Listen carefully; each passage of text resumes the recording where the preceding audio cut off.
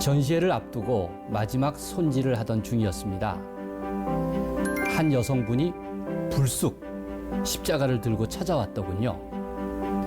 그 작가분은 자기가 만든 십자가 작품을 세상에 선보이기를 원했습니다. 전시장 큐레이터에게 생각할 틈도 안 주고 그냥 빈자리에 걸어주면 좋겠다고 맡긴 채 금세 사라져버렸습니다.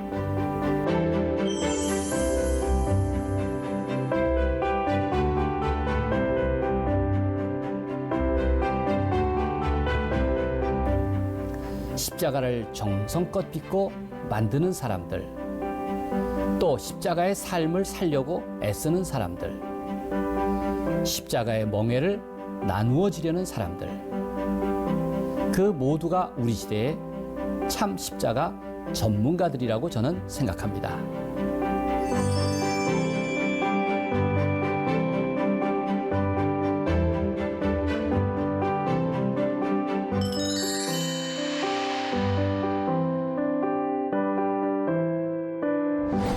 반갑습니다. 송병구 목사입니다. 제가 십자가 목사라고 불리는 계기가 된 2005년 사순절 세계의 십자가전을 처음 오픈한 일이 있습니다. 감리교 신학대학교에서 열었죠. 전시회를 앞두고 마지막 손질을 하던 중이었습니다.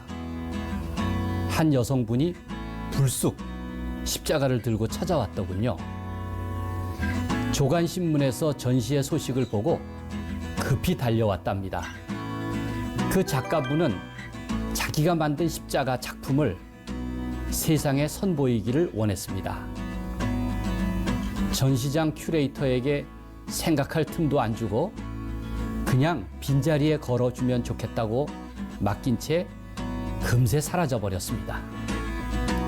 제가 볼 때 그 십자가는 생전 처음 보는 참신한 창작품이었습니다. 매끈한 나무판 위에 수십 개의 못으로 십자가를 두들겨 봤고 그 아래 가지런히 로마서 8장의 말씀을 정말 깨알같이 적어 넣었습니다. 누구도 흉내내기 어려울 만큼 창의성과 숙련된 솜씨가 듬뿍 배어 있었습니다. 전시장에는 마침 창작 십자가로 분류한 패널이 있었는데 딱 한 군데 빈자리가 있었더군요. 용케 그 자리에 전시에 둘 안성맞춤의 십자가였습니다. 이것을 못과 말씀 십자가라고 이름 붙였는데요. 바로 예약된 공간이었다 싶었습니다. 못과 말씀 십자가는 전시장에서 금세 호기심을 끄는 인기 있는 작품이 되었습니다.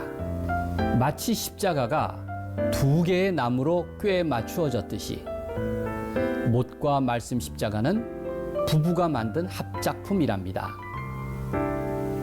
남편은 나무 표면에 말씀을 섬세하게 그려놓고 아내는 나무 중심을 향해 꼼꼼히 못을 채워 박음으로써 십자가를 완성한 것입니다.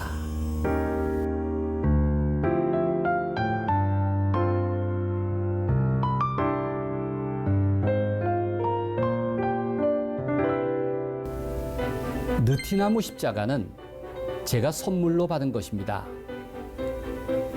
제가 감리회 본부에서 일할 때인데요. 경주에서 무로무로 찾아온 이진근 선생이라는 분이 있었습니다. 그분이 어느 날 제 사무실로 찾아와 매끈하고 표피가 붉은 나무 십자가 하나를 건네주시면서 선물입니다. 이렇게 말하셨습니다. 이 십자가를 전해주고 싶어서 일부러 경주로부터 먼 길을 찾아왔습니다. 참 기분 좋은 정성처럼 느껴졌습니다. 아마 십자가를 사랑하는 사람만이 갖는 부요함이 아닐까 싶었습니다.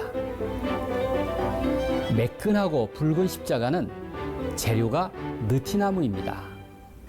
경주에서 자란 500년생 느티나무라면서 강조하셨는데요. 게다가 그 느티나무는 벼락을 맞아서 고사한 것으로 속설에 벼락 맞은 느티나무는 영험이 많다고 했습니다. 벼락 맞은 느티나무가 재질이 좋다는 이야기는 일리가 있습니다. 목수들의 공동된 평가죠. 죽으면 오히려 나무 속이 점점 붉어져서 그 가치가 높아진다고 합니다. 그래서 나무 중에 최고로 칩니다. 그래서 어떤 경우는 일부러 느티나무를 고사시킨다고 합니다. 실제로는 벼락에 맞으면 속살이 훨씬 자연스럽게 붉어진다고 합니다. 그 신비한 속성 때문에 최고급 나무로 떠받드는 것입니다.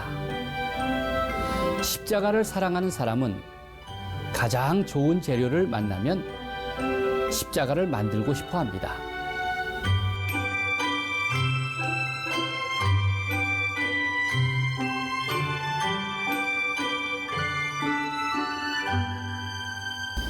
찬양 십자가를 보십시오. 인간이 두 팔을 하늘을 향해 들고 찬양하는 모습인데요.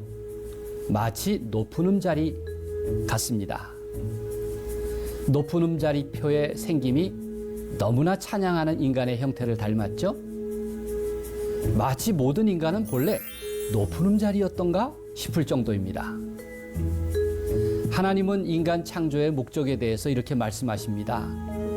이 백성은 내가 나를 위하여 지었나니 나를 찬송하게 하려 함이니라. 찬양 십자가를 만든 이영우 작가는 아마 찬양 십자가를 통해 하나님에게로 통하는 인간의 방법을 표현하려고 한 것 같습니다.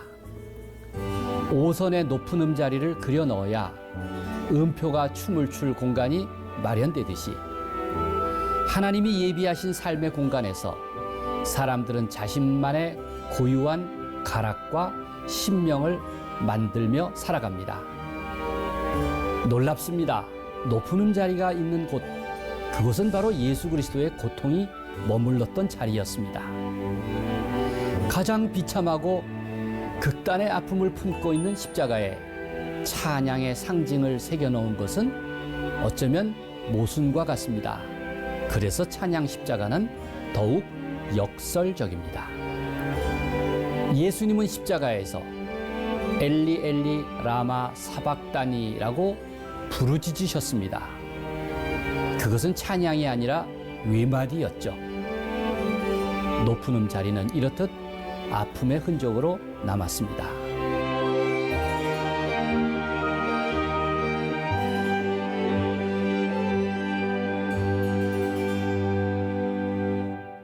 미국 서부 캘리포니아를 여행하며 십자가를 구하러 다닌 적이 있습니다.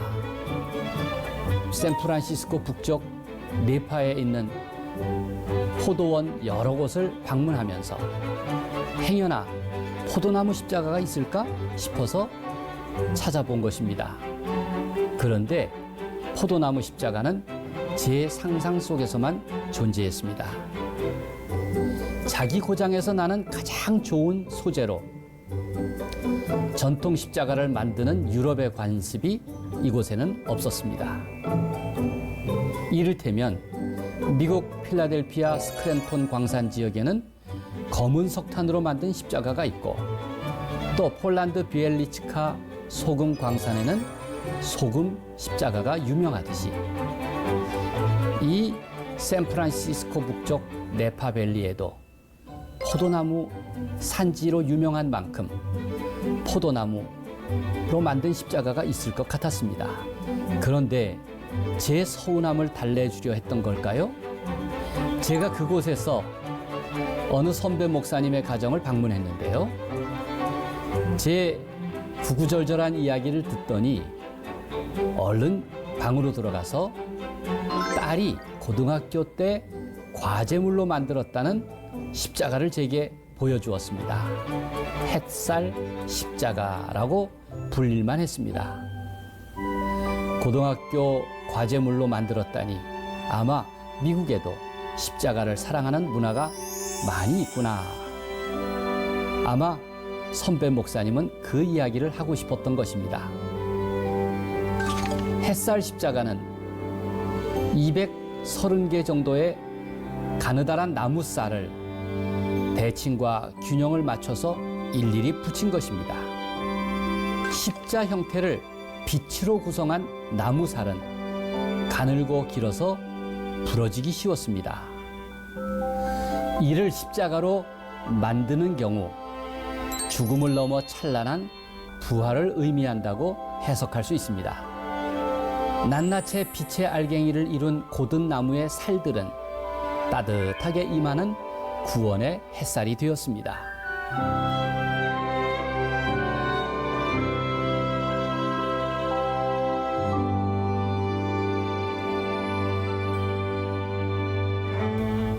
독일인 작가 토마스 푸체의 작품입니다.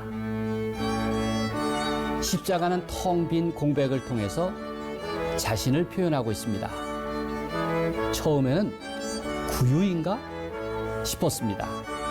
다시 들여다보니 빈 무덤을 상징한다고 했습니다. 이렇듯 작가의 발상이 흥미로웠습니다. 정상적인 작업을 뒤집는 과정이었습니다. 색동교회 강단에서 보듯 예수님의 일생은 구유에서 십자가까지입니다. 텅 빈 십자가는 그런 예수님의 생애를 소박한 심벌로 요약하고 있었습니다.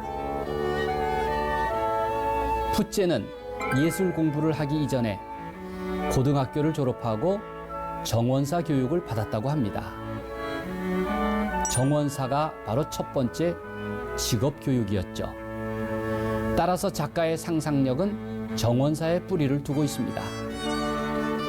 사실 정원이 무엇입니까? 정원은 창조자를 모방하는 일 아닙니까? 창조자의 손 안에 달려 있는 것입니다. 그가 꾸미기에 따라서 낙원도 되고 방치한다면 폐허로 남기도 합니다. 마치 아담처럼 작가 푸체는 자기 작품에 이름을 붙이고 역할을 부여했습니다.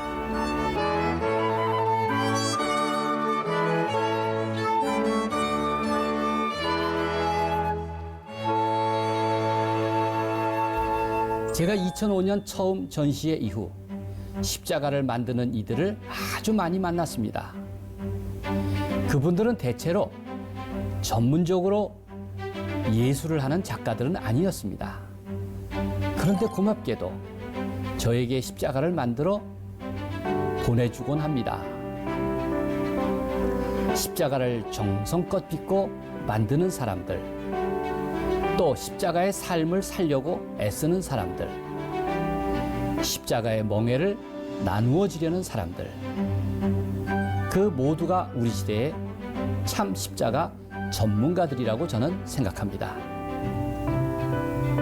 십자가의 삶을 사는 것은 참 고되고 어려운 일이지만 생각하기에 따라서 그리 어려운 일도 아닙니다.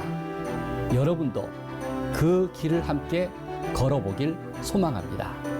예수님께서 동행하실 것입니다.